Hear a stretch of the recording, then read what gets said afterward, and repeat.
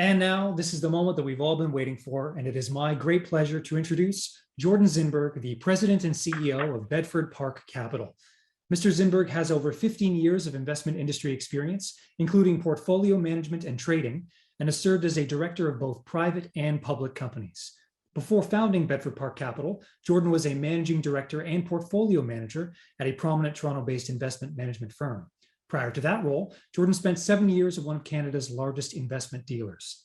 Mr. Zinberg holds an MBA from the Schulich School of Business, as well as several industry licenses and certifications. He also holds the Chartered Investment Manager designation and is a fellow of the Canadian Securities Institute. And so, Jordan, you are the person we are here to see and to hear what you have to say. So I'm going to pass things over to you so you can tell us some more about Bedford Park Capital. Hi, everybody. Thank you for joining us today. Wish I could see everybody in person, but this is great. Hope you're all enjoying a nice glass of wine. And thanks for the intro, Jordan. Neil, thank you to you and your team for organizing today as well. I'm really excited to tell all of you about the fund and to talk some stocks as well. So what I'd like to do today is just spend a little bit of time telling you about the fund. I'll talk about where we invest. I'll talk about what we look for in a stock, as well as how we invest. I'll take you through our performance, and then I'll talk about a few stocks, and then I'm happy to open it up and take some questions about the strategy and about specific stocks as well. So Jordan, why don't we jump right into the first slide? So Bedford Park, for those of you who aren't familiar, I co-founded with my partner Todd Zeligman in September 2018. The firm runs a single strategy. We only run a single fund. The fund has a focus specifically in Canada. Within Canada, we tend to specialize in small and mid-cap stocks. Over my almost 2 decades on Bay Street, I've noticed that most of the alpha in the market is towards the lower end of the market. I do believe that if you look at the market structure in Canada, the top 200 or 300 companies are very well followed. I think the resource sector is also very well followed because Canada is known for that sector and energy mining, great attention from analysts. But beyond that, I think there's a whole subset of high quality small and mid-cap securities that astute investors can find. What we're trying to do is find high return on equity businesses. We're trying to find them early, buy them at attractive valuations, and then sit back over time as the earnings grow and as the valuation multiples expand and others become interested, and see our smaller companies grow into larger ones. We've been at this just over 3 years now, and you can see our results are up on the page. We're having another good year so far in 2021. As Neil mentioned, over the last 3 years, we've been able to generate a return of 22% net of all fees for our investors. And we're hoping to continue along those lines and providing a feature in people's portfolios that I don't think they're really getting from any other managers. I think we run a unique portfolio, and we operate in a corner of the market that offers a lot of inefficiencies for investors who are highly focused and knowledgeable in that space. Let's go to the next slide, Jordan. I think in terms of where we invest, as I mentioned, exclusively in Canada. If you look at the Canadian market, we've got about 4,100 public companies. Once you exclude energy and mining stocks, it leaves you with about 2,400. And then from there, if you were to filter that universe between 100 million and 5 billion in market cap, you'd be left with 750. Maybe I'll just pause there and point out, that's not to say that we won't buy companies below 100 million in market cap or that we won't buy companies above 5 billion in market cap. But the reason we focus on those goalposts is I think within that range, you've got companies, under 100 million. They're often doing dilutive financings fairly regularly. They can be concept stocks, may not have the track record or quality or liquidity that we look for. Above 5 billion, you've probably got a lot of analyst coverage. You've got a lot of eyeballs on the names, generally priced more efficiently. But within that 100 million to 5 billion, I think that's really the sweet spot for us in the Canadian market, is going out, finding these high quality, high return on equity businesses early, watching them go from 2 or 3 or 400 million in market cap up to 2 or 3 or 4 billion in market cap, and generating some great results for shareholders along the way. From those 750 companies, we have an internal database we run. I've been running a similar database for over a decade. It allows me to rank about 200 stocks, or 250 stocks would be the max, And we're looking at companies, we're dividing them across each sector within our database and watching the top 40 or 50 companies in each sector. From there, we will drill down into about the top 50 companies in our database, do significant work, building models, meeting companies, reading everything we can about those businesses. And from there, we end up with a portfolio of about 25 or 30 securities at any given time, sometimes a little larger, sometimes a little bit smaller. But in terms of how we actually get to the portfolio, that's what it is. Within the 25 to 30, we would tend to have 10 larger positions where those would be our higher conviction names. And then underneath that, we'd have our farm team, to use a sports analogy, newer stocks that we're just getting up to speed on. That would generally be smaller positions. And some of those smaller positions would grow into larger positions over time.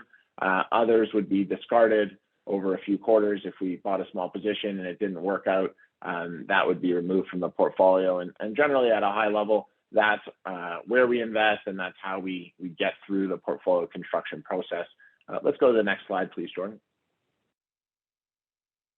So in terms of what we look for in stocks, I've already mentioned a few times, our number one indicator is return on equity. This is how we're managing the capital efficiency and evaluating the capital efficiency of the business and the management team. And what we're trying to find is companies that we think can give us a 20% return on a sustainable basis. So we want companies that are doing around that every year. If I see a company that does 20% one year, 4% the next year, -4 the next year, and 30 the next year, well, that's not exactly what we're looking for. We want that nice, high, consistent growth rate. And the problem is, well, when I tell people that we want companies that are growing consistently at 20% a year, well, everybody says, of course, everybody wants those companies, and that's largely true. So a lot of times when you find companies with those types of growth rates, the multiples are quite high as well. So what we're trying to do is sift through all of those high growth, consistent growth businesses and find the ones that for one reason or another aren't overpriced.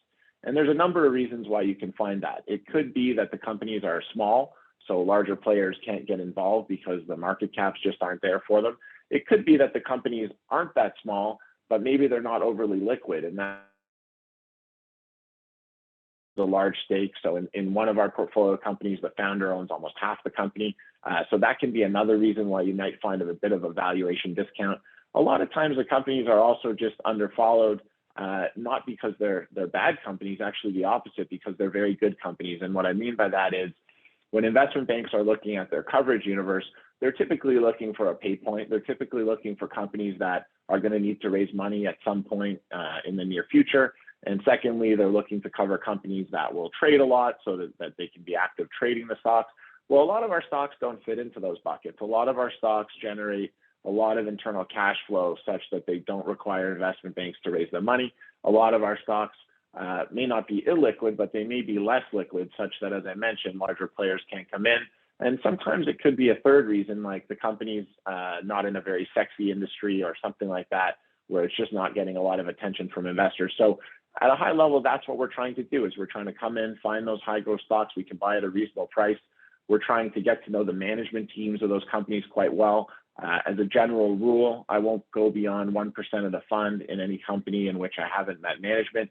Typically, we're talking to our management teams at least once a quarter and have a very good relationship with them. What I like to say is the smaller the company, the more important management is, and I truly believe that.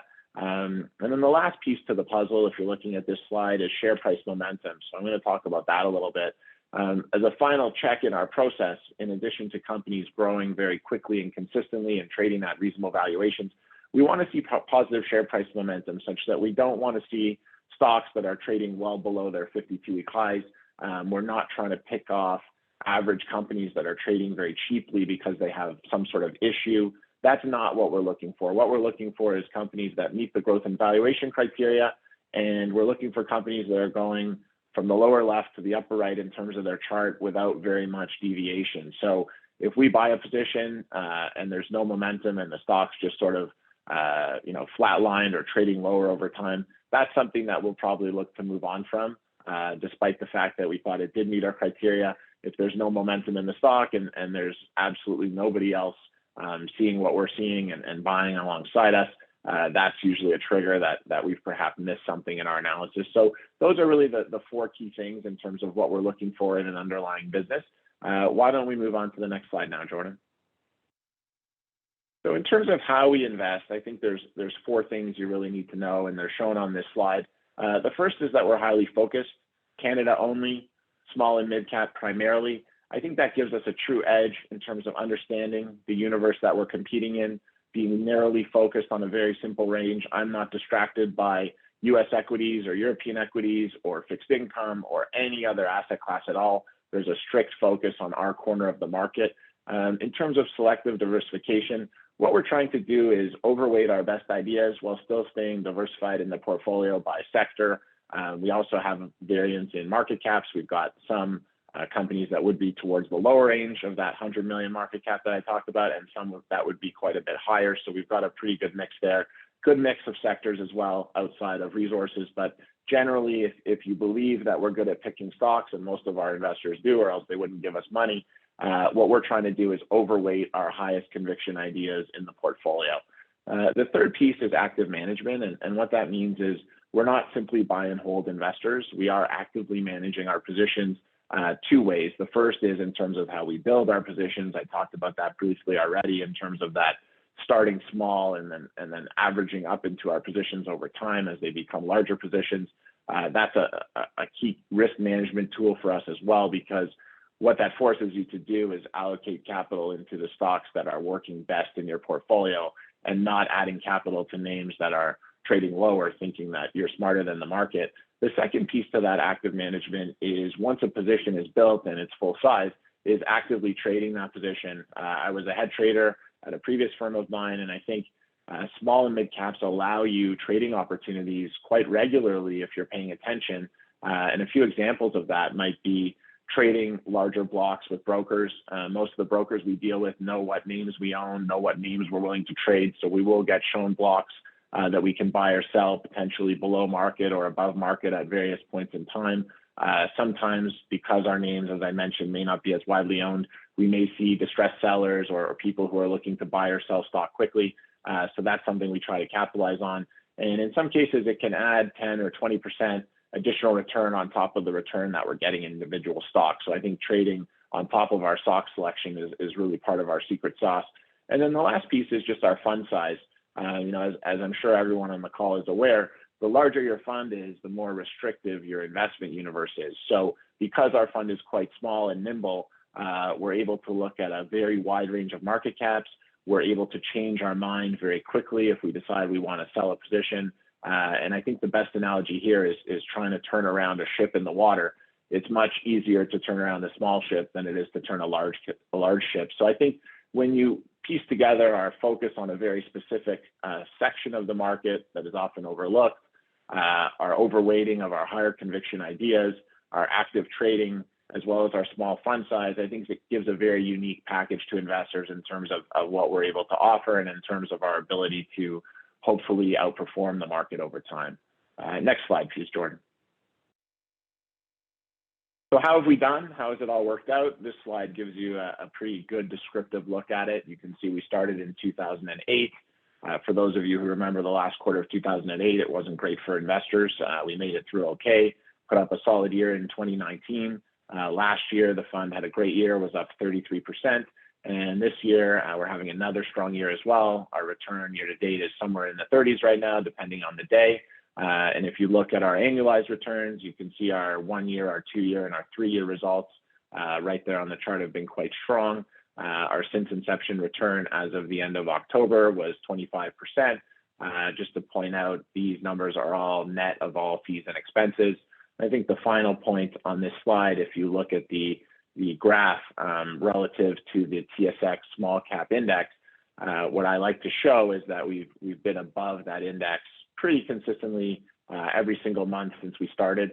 So I think what that will show you is demonstrated track record, systematic approach to the market that's actually worked in several different types of markets and several different scares that we've had since we started the fund in 2018. So hopefully we can continue to outperform for our investors. Let's go to the next slide, please, Jordan. Here's a brief bio of both myself and my partner, Todd. I won't go through all of it right now. Needless to say, we've both been in capital markets here on Bay Street for quite a while. Our experience is quite complementary. My background, portfolio management and trading. His background is largely investment banking as well as private debt. So I think together we have a very good viewpoint and differing viewpoints on investments, and put together a very nice complementary team to help run the portfolio. Next slide, please, Jordan. So next, I'd like to get into a couple stocks. For those of you who know me, you know I love sitting talking about individual stocks. I can talk for hours, but I'll try to keep this one pretty brief. The first company I'd like to talk about is one of our larger holdings. It's a company called goeasy. And for those of you who aren't familiar with goeasy, the legacy business, which is still around today, was actually a lease-to-own furniture and electronics business. And then around 2006, they got the idea to potentially start lending small loans to some of the customers who were shopping in their stores. So they put a small kiosk in one of the stores, and in 2006, started their loan book essentially from zero. And they actually put out a press release this morning, quite timely for our presentation today, that they had crossed $2 billion in loans receivable. So just think about that for a moment. In 15 years, they've gone from zero to 2 billion. It's quite remarkable. And management's actually come out with a target of a $3 billion loan book by the end of 2023. So the business is growing extremely quickly. As I mentioned, two main divisions: the legacy business, the legacy business, Easy Home, is the lease-to-own business. It's about 20% of the company currently. And what's driving the growth is their other division, which is called Easy Financial. Easy Financial lends to non-prime borrowers. Well, what does that mean? If we think about prime borrowers, they typically borrow money from banks. If we think about subprime borrowers, they would be borrowing from places like payday loan businesses, for example. But right in between, you have a whole group called non-prime. And typically, non-prime borrowers are your average Canadian, someone who might make $60,000 or $70,000 a year, and at one point in time might need an extra $3,000 or $4,000 or $5,000 to go on vacation or meet some expenses for their family. And that's really what goeasy is catering to, is those types of borrowers who are going to come in and take either secured loans or unsecured loans, depending on the situation. And that's what goeasy is all about. You can see from the share price chart there, it's done extremely well. I've owned this stock for over a decade. It was a day one purchase for the fund. We started buying the stock here in September of 2018. I believe it was around $50 at the time. And the stock closed today around $175. So it's been a big winner for the fund, and I think it will continue to be. Let's go through the investment thesis a little bit, just to maybe understand how I would think about an idea like this. Next slide, please, Jordan. So if you look at our investment thesis, which is summarized here, it's really centered around three main things. One is the growth of the underlying business. The second is the valuation. And the third are catalysts that we can see to drive the share price even higher. So in terms of growth, this company has been growing at about 20 to 25% every year consistently for many years now. I believe that growth will continue. If you look at the market they operate in Canada, non-prime lending is about a $200 billion market. Their loan book's around $2 billion right now, giving them about 1% market share. It's a very fragmented market. In addition to their core lending market, they've been adding new products as well. So two areas that they've gotten active in recently are point of sale lending and auto loans. And with respect to point of sale lending, last year they bought a company called LendCare that had about a $400 million portfolio. And they do things like, if you go online to order a Peloton and you need financing, but you're a non-prime borrower, that application will get actually shifted to goeasy. So that's an example of point of sale financing. And then in terms of the auto loan business, it's something that they've just gotten into recently. There are some competitors in the space. None of them are particularly large or sophisticated. I think you could see another $1 billion added to the loan book just from auto loans. So there's a huge runway for growth just in Canada. And that being said, discussions I've had with management, they've also indicated a desire to go outside of Canada, potentially the US or Australia. So that's something to look for as well. The bottom line here is when you look at the chart, you might think that you missed this stock, but I think it's early innings here. I think it's still probably the second or third inning in this story. And I think we have a ways to go. So given that it's growing so nicely, you might think the stock is expensive. It's actually not. If you look at valuation, which we've got there, it's trading on around 12 times 2023 earnings. Now, that's not EBITDA. That's actually earnings. So in my mind, very reasonable for a company that's going to give you 20, 25% growth. When we first started buying the stock, the multiple was a little bit lower. It's expanded over time. I think the awareness of the company has grown, and that's really one of the key triggers for us on performance is buying the companies when they're not as well known. Now it's better known. There's more analyst coverage. The other thing I would add with goeasy is because a lot of Canadian investors have a pretty high concentration in their portfolio to financials through banks and insurance companies and companies like Brookfield, for example, a lot of times the non-prime lenders can get ignored, and you can do quite well on them. I've invested in a number of them over the years. So here's another great example of a company that's got the great growth rate. They've got the attractive valuation. They're just in a sector that's maybe a little bit unloved or a bit misunderstood. The accounting can be a little bit complex sometimes. So great example of where you're able to go in and get a really high quality business at a good price. In terms of catalysts, the company is very well funded. Their balance sheet is fully funded for the next couple of years. They're not going to need any money. Their cost of funds keeps coming down. As I mentioned, they're launching new products and new verticals. Their technology just keeps improving. They're launching a customer portal that will be able to essentially cross-sell tons of products and services to their existing customers once they become customers. So I think there's a ton of catalysts here. I think we could potentially be looking at a dividend bump in January. I think you're looking at potentially M&A. Plus the underlying business is growing at 20% or more. So I think things look really good here. Let's go to the next slide, please, Jordan. The next company I'd like to talk about is another one of our holdings. It's a company called Converge Technology Solutions. It's an IT services company focused on small and medium-sized clients. They help companies with cloud migration. They do things like data analytics, managed services, cybersecurity. They have a range of products, software services, managed solutions that they cater to these small and mid-sized businesses. This company has been really growing by acquisition. They've been growing organically as well, but really what's driving this company forward, and if you look at the stock price on the slide here, you can see the stock performance has been incredible. We started buying the stock around $2. It's been trading up around just shy of $12. I think the close was $11.70 today. So it's been a phenomenal winner for the fund. And this is another example of finding a company early, doing a lot of work to understand how the company is going to grow, and then reaping the rewards of that over time in terms of increased share price. So let's go to the next slide, and I'll get a little bit more into the investment thesis on Converge. So again, just sort of looking at growth, valuation, and catalyst. The company is growing extremely quickly. They grew their EBITDA by about 100% last year. Their top line has grown from virtually zero in 2017 to current run rate revenues about $2 billion. So the company is growing extremely quickly.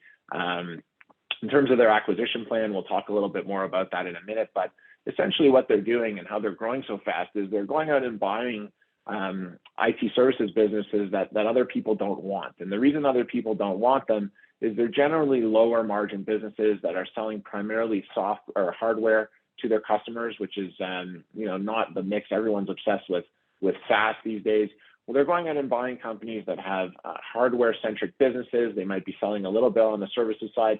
They're buying these companies, and through a series of steps, which I'll talk about in a moment, they're able to go in and transform these businesses into higher margin companies. And when you do this over and over again, you're creating a cash flow machine that's effectively able to grow the business with very little additional capital required. So let's just talk about valuation for a moment. When we bought the stock a year ago, it was trading at a ridiculously low valuation. We have seen some expansion in the multiple over time. If you look at where it's trading right now, it's trading on around 11 times forward EBITDA. The Canadian peers would be right around that level. The US peers would be around 14 times. And then the European peers would trade around 17 times. The reason Europe's important is the company actually recently just expanded into Europe. So not only are they active in North America in terms of acquisitions, they did their first acquisition outside North America over the summer, a company called RedNet in Germany. They're looking to duplicate their North American growth in Germany as well as the UK. So I think there's a lot here in terms of valuation multiple expansion. And the reason for that is they're trading at similar comps or lower levels than companies that are growing way, way slower. So you've got a really fast growing company that's trading right around the peer group in Canada and then well below the US and European peers. So I think there's still runway on multiple expansion, but really what's driving this company is the underlying growth rate. Tons of catalysts. I think they're going to continue to expand in North America. As I mentioned, they've got an acquisition program they're rolling out in Germany and in the UK.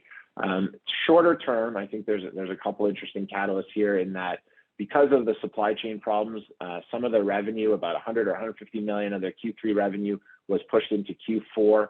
Maybe some will seep into Q1. Q4 is actually the strongest quarter for IT services every year anyway, because you have year end for vendors and for customers that are looking to push deals through. And I guess notably as well, there was a press release yesterday that the company's upped their credit facility from 190 million to 300 million. They've got over 220 million of cash on their balance sheet in addition to that. So this company's got $500 million of dry powder. I think they're locked and loaded for acquisitions.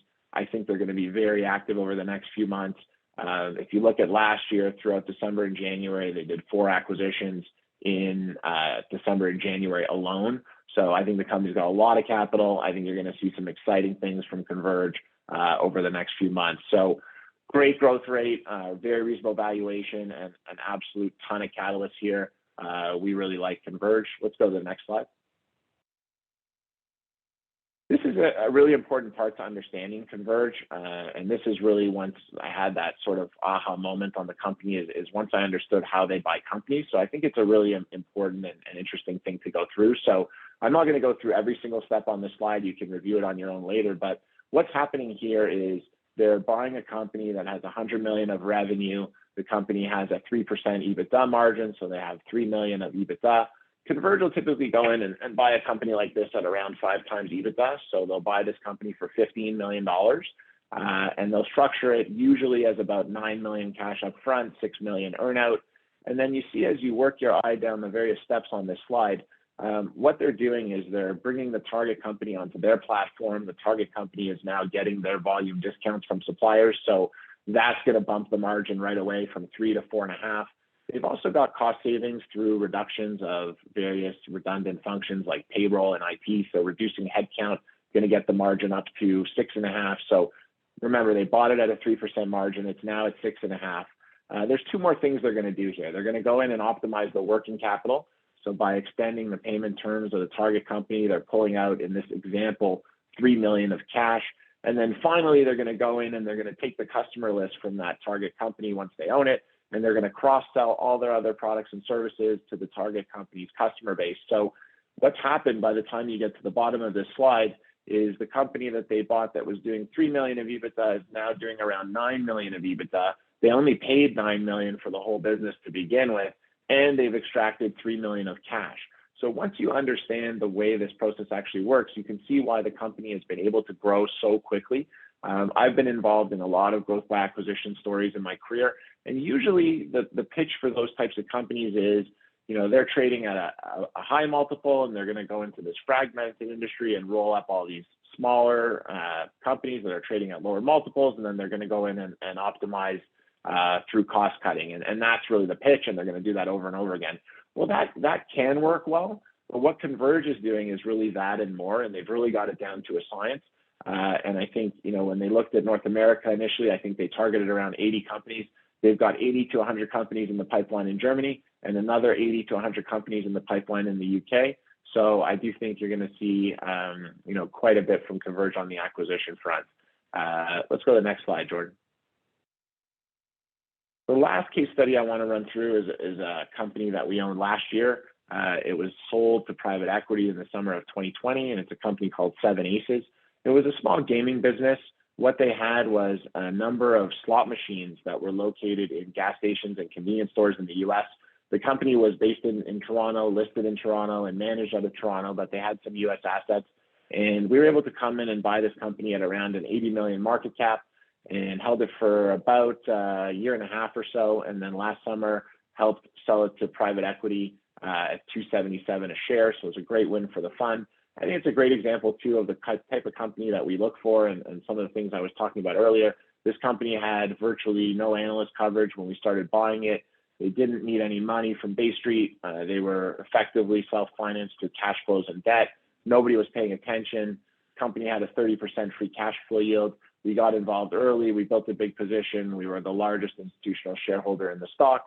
And then, like I said, worked closely with management and the buyers to help facilitate a transaction last summer. So just another example of a great high quality small cap that was essentially unloved and ignored by most of the street. Let's go to the next slide, please, Jordan. So the final slide that we have next is just some basic information on the fund. I'm not going to go through all of it. Pretty standard terms in terms of 30-day redemption. You can see our fee structure as well as our fund codes near the bottom. I would point out that right now we are only open for non-registered accounts, although we are looking to remedy that in the new year. We're looking to launch a trust version of our fund, which will enable us to take registered money as well. Because we're an OM product, it's accredited investors only. I think that pretty much wraps up my prepared comments for today. So I'd love to move into some Q&A. Perfect. Thank you so much, Jordan. Yeah, let's move on to the Q&A section of the presentation. So those of you who know, there is a Q&A little button on the Zoom toolbar. So if you want to click on that, ask any questions if you would like. We have some that have already come in though, Jordan. So if you're ready to go, we can get started here. Please go ahead. All right. So to start with, so you're saying here at the end that the registered account is going to be eligible in the new year. Can you explain how that will work? Is it the same fund for both the registered and non-registered accounts? Sure. So what it is a separate vehicle. Our existing fund right now is a limited partnership, which is not able to accept registered money. So we're launching the Bedford Park Opportunities Trust. And that it's essentially just a top fund or a feeder fund or a different door into the main fund. But because it's structured as a trust, we will be able to accept RSP, RIF, RESP, things of that nature. And then the trust will essentially take all the money that's invested in it and invest directly in the underlying fund. So it won't be two separate portfolios or anything like that. It's invested directly in the fund and has exposure to the exact same investments and the exact same proportions. Gotcha.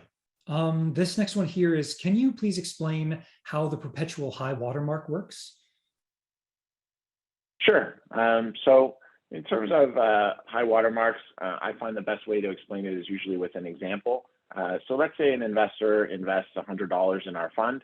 And let's say after the first year, we've made 20%. So that $100 is now worth $120. Well, 120 would now be the high watermark going forward. So what that means is if we were to lose money in the following year, we'd have to make up any losses before we'd be entitled to charge any new performance fees. So it's basically a mechanism to ensure that investors are never paying twice for the same dollar of performance. And in addition, when you have a perpetual high watermark, it means that you can't reset it. So what some funds will do is, let's say that $120 the next year went down to $110. Some funds that don't have a perpetual high watermark might make their new high watermark 120. And then if you get the holdings for that investor back to 120, they charge you a fee again on that move from 110 to 120. Well, we don't think that's right, and that's not something we do here at Bedford Park. So we have a perpetual high watermark. If we make up any losses, if we do have losses, we do have to make them up for our investors before we charge any new fees. I see. The next one that I have here is, how does the Bedford Fund compare to the other funds in your group? Like your ranking over this year and over the last 3 years. Can you expand on that a little bit? Sure. I think if you look at, there's various sources that investors can look at for their rankings. Unfortunately, there's not one go-to source. There's various funds that are included in various databases and lists. One of the banks BMO puts out a very good comprehensive hedge fund catalog. In our category, in that catalog, we're ranked number 1. I have seen that's for annualized return. Year to date, I think we're somewhere in the top 5. I haven't seen the current edition as of just yet. There are other various databases and lists you could see, but generally, I think you'll find if you do look at those lists for Canadian hedge funds, you'll see us right near the top on most of our lists, based for our year to date and our since inception annualized returns. Nice. The next one is, can you tell us about a couple of your top picks for 2022? Yeah, well, I actually already have. I mean, one of the stocks or both of the stocks I talked about, goeasy and Converge, I think are phenomenal opportunities for next year. goeasy is a little bit larger than Converge. There's a little bit more history there. So if I was going to characterize the difference between the two, goeasy might be a little more of a steady Eddie. I think that's a name where you can expect 20, 25% growth year after year after that year. Converge, I think, it is likely going to grow faster, but there's probably a little bit more risk due to the nature of the business strategy. But if just looking at Converge alone, I talked about the fact that they had $500 million in dry powder. If they were to deploy that entire $500 million on acquisitions, and I'm not saying they're going to do that anytime soon, but if they were able to deploy all of that capital, I think you're looking at a stock that instead of being at $12 today is probably closer to $17 or $18. So I think there's a lot of upside with that name as well. In addition, we've got a number of companies sort of outside of our top 10. Like I talked about, we have a farm team or our rookies, whatever you want to call them. I think there's a number of really interesting companies down there that still have to prove themselves out a little bit before I'll really pound the table on them publicly. But I would say both of the companies that we talked about today, goeasy and Converge, represent very high conviction ideas for me. Perfect. Where do you get your deal flow from? Yeah, I would say it comes from a lot of different ways. I mean, like other players in the space, we're very well connected with a lot of the small and mid-cap brokers in Canada. So we do get ideas from them. We get ideas a number of different ways. Having played in this space for a very long time, our contact networks are quite good. Sometimes we'll find ideas as simply as running Bloomberg screens, and we've got a number of different screens that we run on a regular basis, and we sometimes will get ideas from there. Sometimes we'll get ideas from management teams we've been involved with in previous companies that are starting new things. So there's a number of different ways that we source our ideas, but a lot of it can come from traditional mainstream sources as well as contact network. We were involved in something that one of us had previously worked with one of the principals of the company. So a number of different ways. I don't think there's an exact formulaic way that I could lay that out for you. Gotcha. The next one I have here is, will the fund weight itself in a given sector? And if so, to what extent? Yeah, I think we're conscious of sectors, but at the same time, we're sector agnostic. And that might sound a little bit confusing, but what I mean by that is outside of resources, we're happy to invest in any sector because the company that we're looking at is giving us the attributes that we want. And what I mean by that is we're bottom-up investors. So a lot of investors will take a top-down view and they'll look at what's going on in the world or in their economy, and they'll say, I want to be overweight a specific sector. So let's say I thought industrials were going to do very well, for example. I'm going to make a bet on industrials, and then I'm going to go find some industrial stocks. Well, we do the exact opposite. We're letting all the companies in each sector compete for our attention, and whichever ones are giving us the best growth rates at the best valuations, those are the ones that we want to own. That being said, we do have to be conscious of sectors such that we don't end up with a huge portion of the portfolio in a single sector. So if you looked at our structure right now, our two biggest sectors in terms of exposure would be technology and financials. And I guess that jives nicely with the names I was talking about earlier. We did one tech stock and one financial. So those would be sectors where we tend to find highly profitable businesses that meet our criteria. But that's not to say that we won't own industrials or consumer stocks or any other sector as well. I see. This next one here is, how much of the fund on a percentage basis would you at most put into one stock? Yeah, I think that's situational. We do tend to take larger positions than some others might. That's a great source of our alpha. So when you look at different ways that you can try to beat the market as an investor, there's not too many ways. One way is to take a portfolio that looks similar to the market, but you use leverage. So you have a market portfolio and the market's up 10% and you're levered 2-to-1 and you make 20%. That's one way to do it. Another way to do it is to have a portfolio that looks completely different than the market. And I would say this is the category that we fit in, but placing larger weightings on your best ideas. Now, obviously, if you're a good stock picker, that's a great strategy. If you're not a good stock picker, then overweighting a small number of stocks is not a good strategy. So I think for investors who are able to beat the market long term, they'll usually fall into one of those two buckets. Where you can run into trouble is if people have heavy weightings in single names and use leverage on top. I think that's a recipe for disaster. But to answer your question, we'd be comfortable with kind of low double-digit, maybe mid double-digit position sizes. I have a bit of a follow-up question here. So how big will you let a stock become in the portfolio before you choose to trim it? Again, it's situational. I think if you look at our offer memorandum, the upper bound in there is 20%. I think it really is situational. If we have a company that represents our best idea, we won't be adding once we go north of 10%. We won't be deploying additional capital into there. But if a stock is working and we're making great returns, we're happy to let it run a bit above those levels. And what's the typical turnover in the portfolio? Yeah, the way I like to answer this question is there's really two parts to answering this question. The first is because of the types of companies that we buy, we tend to get a lot of takeouts in the portfolio. So this year we've already had 3 or 4, and I think we had a similar number last year as well. So because of that, and 7 Aces, the company I referenced last when we were talking about our case studies, got taken out, which was our largest position at the time last year. So our turnover can be skewed a little bit by takeovers. If you were to remove takeovers from the calculation, the number would be quite low. We tend to hold our stocks for a long period of time. If you factor in the takeovers, particularly a year like last year, where you had our largest position being taken out, the turnover would be higher. So, I don't have this specific number in front of me at the moment, but whoever asked the question, I'm happy to get them specifics after the call. Yeah, perfect. And again, if there are any questions that we get to, or sorry, we are unable to get to today, we'll be sure to collect them and pass them along to Jordan and Todd, and we'll get to you those answers if you need them. I do have another one here. Do you buy privates? And if so, is there criteria wrapped liquidity on the exit, i.e. where you have to go public within 6 to 12 months kind of thing?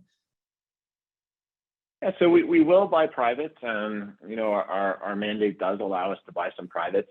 I think the reason we buy privates is it will help augment our returns, give our investors exposure to things that they probably wouldn't come across on their own. The flip side to that is because we offer monthly liquidity, we don't want to have any sort of mismatch in terms of having a bunch of privates in our fund and then we can't satisfy our liquidity terms. So far since we started, we've done 4 privates in the fund. The total weighting in privates right now would be about 3%. I think the biggest it's ever been is about 5%. But if you look at the 4 privates that we have purchased, one of them was purchased by private equity. Another one is about to go public in the next month or so. And that leaves us 2. One of them we just bought, and one of them I think we'll end up owning for a little bit longer. But generally, as you alluded to in your question, we're looking for some sort of near-term liquidity event when we're getting into a private. We're not looking to buy a true private that we think we're going to have to sit on as a private company for 8 or 10 years. So we're typically not getting involved super early stage, VC stage or anything like that. We might come in a round or 2 before the IPO round when we have some visibility into that liquidity event and hope to capture some gains for our investors. But it's not really, privates is not really a big part of what we do. Gotcha. All right. Well, Jordan, we are currently kind of coming up towards 5 o'clock. So I think I'm going to stop the Q&A there. Again, any questions we didn't get to, we'll collect those and we will send you the answers after this webinar is complete. So I just wanted to take this time and say thank you so much, Jordan, for joining us this afternoon, for speaking to everybody here. We really appreciate you taking the time and being with us today. Thank you very much. And thank you to all of you for learning about our strategy today.